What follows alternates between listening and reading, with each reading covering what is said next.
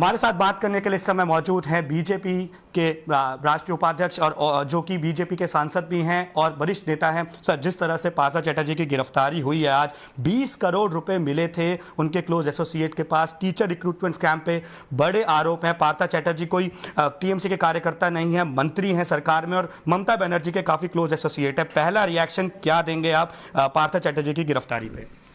नहीं, पार्थ चैटर्जी का तो गिरफ्तारी बहुत पहले होना चाहिए था और उनके साथ कई नेताओं की होना चाहिए, नहीं हुई है। चलो लेट भी हुआ तो ठीक है, लेकिन 20 करोड़ कोई बड़ी बात नहीं। 20,000 करोड़ का घोटाला हुआ है। अभी पिछले सप्ताह उनका एक डिस्ट्रिक्ट प्रेसिडेंट बहुत पॉपुलर है, जो पुलिस को बम मारने के लिए बोलते हैं, अनुव्रत मंडल, उनके एक देहरक्षी है, बॉडीगार्ड, पुलिस कांस्टेबल, उनके पास 150 करोड़ का प्रॉपर्टी मिला है। ऐसे रुपया से लेकर के, फ्लैट से लेकर प्रॉपर्टी। तो ये कोई बड़ी बात नहीं। अभी बहुत बड़ी बड़ी बात आने वाली सामने। उनके जो 20 मोबाइल फ़ोन्स मिले हैं, उससे भी बहुत कुछ आने वाला है। और भी डॉक्यूमेंट्स मिले हैं कंपनी के कंपनी। इस मंत्री ने एक 45 करोड़ को दे के एक कॉलेज बनाया ईस्ट मिदनापुर में। ये सारा आएगा, सब जानते हैं लोग। लेकिन ना पुलिस कुछ करती थी, ना सीबीआई कुछ करती थी, पब्लिक मारी जाती थी, बोलने से उनको जेल जाना पड़ता था। अब शुरुआत हुआ है, आगे और मिलेगा।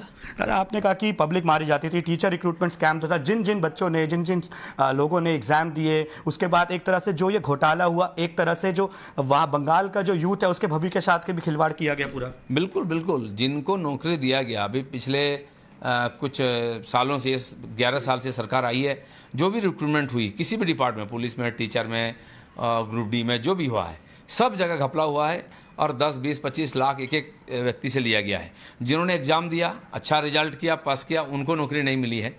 जो एग्ज़ाम में नहीं बैठे तो फेल हुए हैं, ऐसे सारे लोगों को और पैसा का बलबूते पर नौकरी मिली है।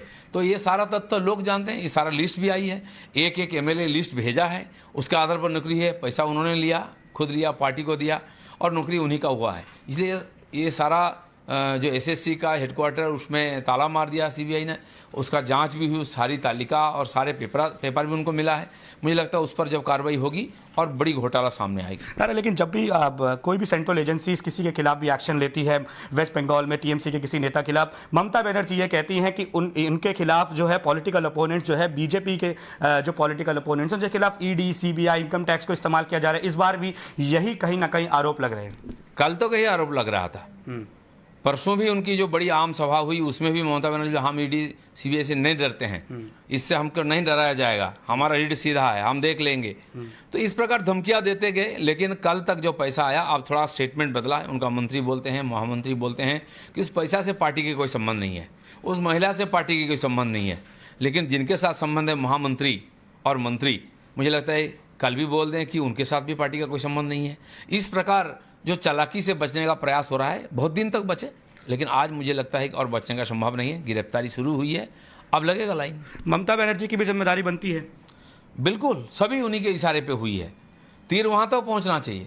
तो ये थे दिलीप घोष हमसे बात करते हुए, जिनका साफ आरोप है कि जो पूरा नेक्सस है, ये टीएमसी की जो टॉप ब्रास है उसके द्वारा संचालित है और अगर जांच आगे बढ़ेगी तो और भी नाम सामने आएंगे। कैमरा पर्सन कमल के साथ मोहित भट्ट, टाइम्स नाउ, दिल्ली।